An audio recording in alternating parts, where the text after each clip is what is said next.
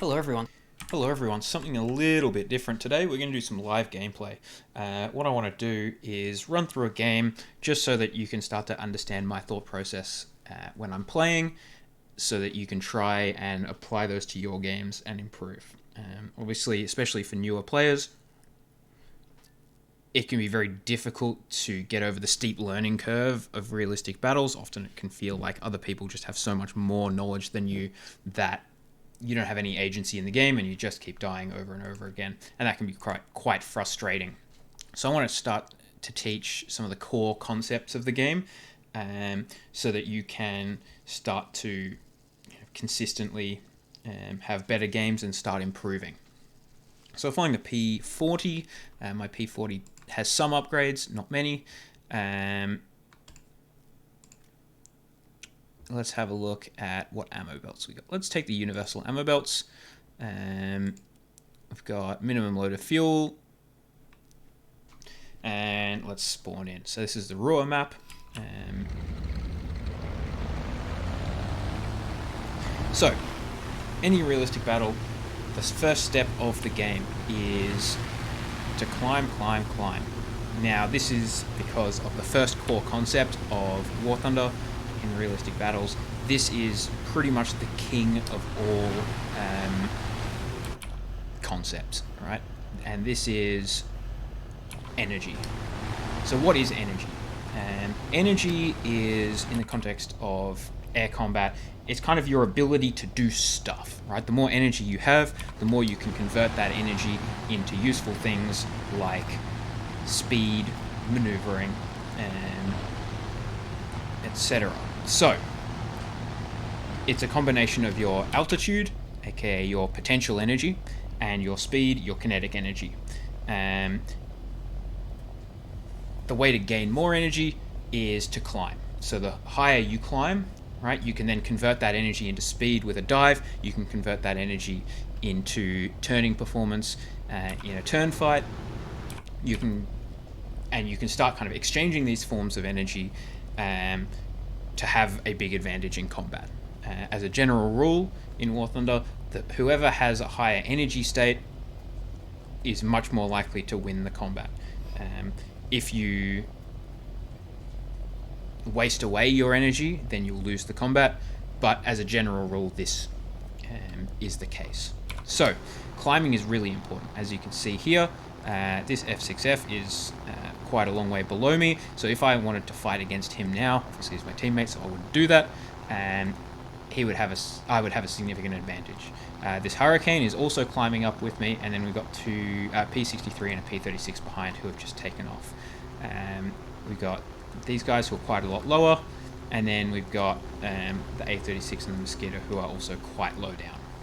So, right now, apart from that P-43 who's higher than me, I've got probably the best energy state. Well, maybe the P-38. The three of us have pretty good energy states, especially compared to the P-36 down there and the Spitfire. They may be faster, but by the time I dive down to their altitude, I'm much more likely to be going faster than them and able to catch them. So, got to climb at the start of the battle to get yourself in an advantageous position. The next thing that I start to think about, now that we've climbed up a little bit, I'm going to continue climbing, but my focus is also going to be on trying to find enemy aircraft and figure out which targets I want to go up against. So, we've got a Ju-87 there. He's higher up, but obviously he's a dive bomber. As a general rule, my target selection goes fighters first. So, as we start to find other aircraft, we'll probably start to prioritize them. We can see the Me-410 is over here. IL-2, these are both attacker aircraft. Again, probably not worth our energy to invest in killing them. We can see that our A-36 is in fact deciding to do that now. So, fighters first. Now, it's possible that there will be aircraft on the enemy team that are higher than us and have a higher energy state than us. As a general rule, we want to stay away from them because they will have an advantage over us in combat. The flip side of that is that Me-410 who's down on the deck if I invest all of my energy to fly down and try and kill him, then all of the other aircraft here, even though I have a higher energy state than that 410, all of the other aircraft will then have a higher energy state than me. So, as a general rule, I like to try and fight aircraft on the enemy team that are below my energy state, but the aircraft with the most energy that is still below my energy state. So this Yak 1, you can see I have more energy than him. That Yak 1 has more energy than us.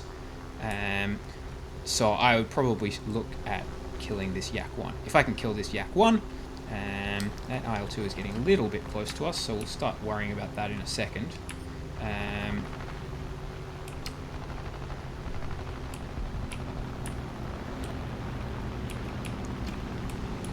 Here we go.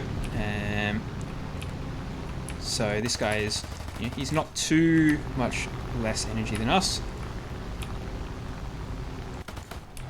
There we go, we got a hit, and we're going to just pull off a little bit now. We have to be a little bit careful of the 190 and the 202, as well as this Yak 1 that's directly above us now. So the Yak 1 is turning up again. We're just going to pull out and take stock of the battlefield. Yak 1 is diving in on our P-43. We've got the C-202 is still 6 kilometers away. So I'm going to start to try and help our P-43 dealing with this Yak 1. We do also have to be a little bit careful of that 190, who looks like he might actually be going for that P-36 instead. Okay, so we're now a little bit alone up here. We've got a Yak 1 closing in from an energy, with an altitude and energy advantage. So we're going to start to look to either commit to that Yak 1 down below us, or try and work our way into getting an advantage against this Yak 1. It's quite difficult to do because the Yak 1 turns quite well, but hopefully he starts to commit to other aircraft.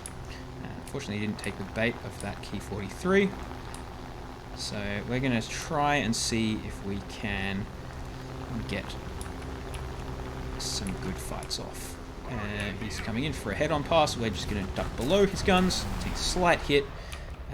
He's going to fly out the other side and very smartly convert his energy, his speed back into altitude. Now we are going to look at going on this 190 as a bit of defense, but the Yak 1 has turned around.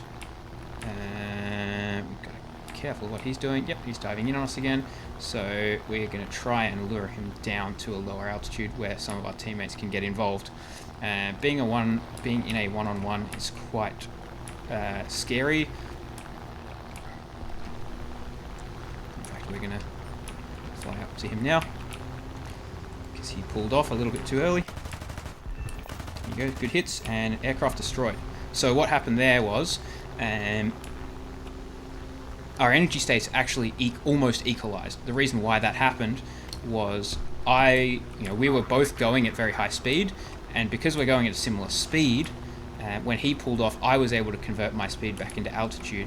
Because he was diving fast for so long, he actually wasted a lot of his energy. And now we're flying in on this 190A. He is quite low on energy. We've got a teammate also shooting at him, so we're just going to go in and fire some shells and take him down. Now, for the most part, it is dive bombers now and the bombers. So we've cracked most of the enemy team, aside from that 190 and the 202. So we're going to look at probably killing some of these bombers now and cleaning up the game. So even though we had an energy disadvantage against that person, we were able to manipulate the energy states to get an advantaged fight. My engine's overheating, so I'm just going to be a little bit careful. And now this Junkers 87 is just trying to shoot us with his gunner. We're going to keep just an eye on those fighters over there. The C-202 appears to be getting the upper hand on our P-63, but there's a Hurricane and a P-43 going in on that guy. So for the moment, we're just going to keep chasing this Ju-87. As you can see, the Ju-87D is quite slow, so we are catching it even though it had a much lower energy state. Of course, it's not designed for combat, so we're just going to keep maneuvering. His gunner is not particularly dangerous, but we do want to be careful of a circumstantial or a coincidental pilot snipe. Now he's gone up for altitude, so we're just going to start dumping some bullets into him. There's crit, severe damage, and more hits. More hits. See that he's trying to maneuver out of it, but at this point we are solidly on his tail. Some more hits. He's quite tanky right now. We're going to dive back in on him.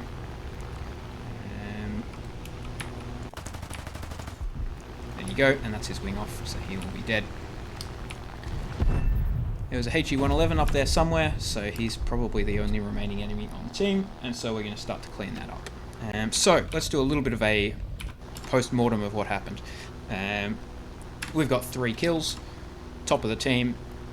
We can see that we've got other aircraft have done good work, F6F5 with 2 kills, Sea Hurricane with 2 kills, and then a couple other people with individual kills.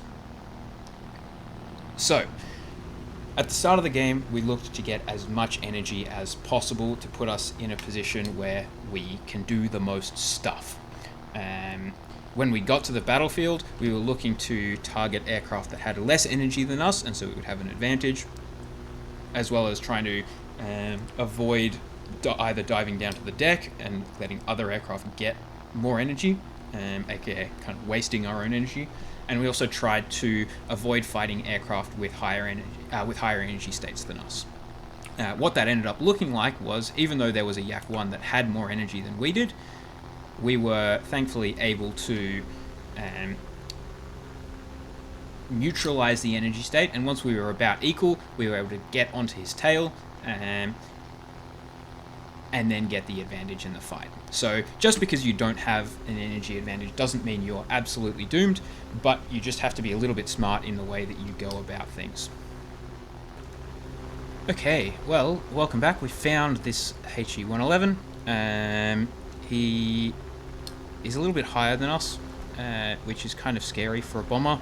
I tend to not like going after bombers that are higher up because it makes me vulnerable, but hopefully we won't get pilot sniped or anything weird like that. Don't really know the lead of this guns particularly well, but there's some hits. You see that we are going so slow right now. So this HE-111 is going to start drawing away quite quickly. Yep, there we go. We do back off a little bit. Now I should slowly start to catch him, but it's going to be a little bit awkward in the meantime as we start to just maneuver around his gunners. Wait until we see him start shooting again. You can see now we've started to gain our speed back, and we've got damage to one of his engines. So let's pitch up and see what we can do. Yep, there's a fire, so let's just roll out. Again, just want to minimize the amount of time he has shooting at us. If you just kind of tail sit, then you're putting yourself in a lot of danger. Whereas if you do this, it can be quite difficult for the gunners to actually aim. So for now, we're just going to check. Yep, there you go, his wing is off. And so he's not going to be able to recover from that. And that's the game. So, in the end, we did manage to get to our 4 kills at 100% research point bonus. And we'll see how much we convert into research points at the end of the game.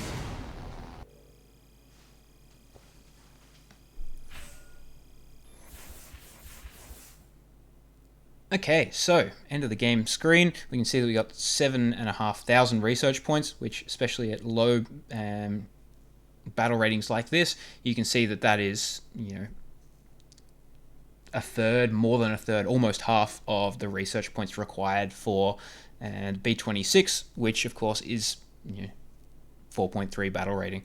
10,000 silver lions as well, which is not a huge amount, but this is obviously low tier gameplay.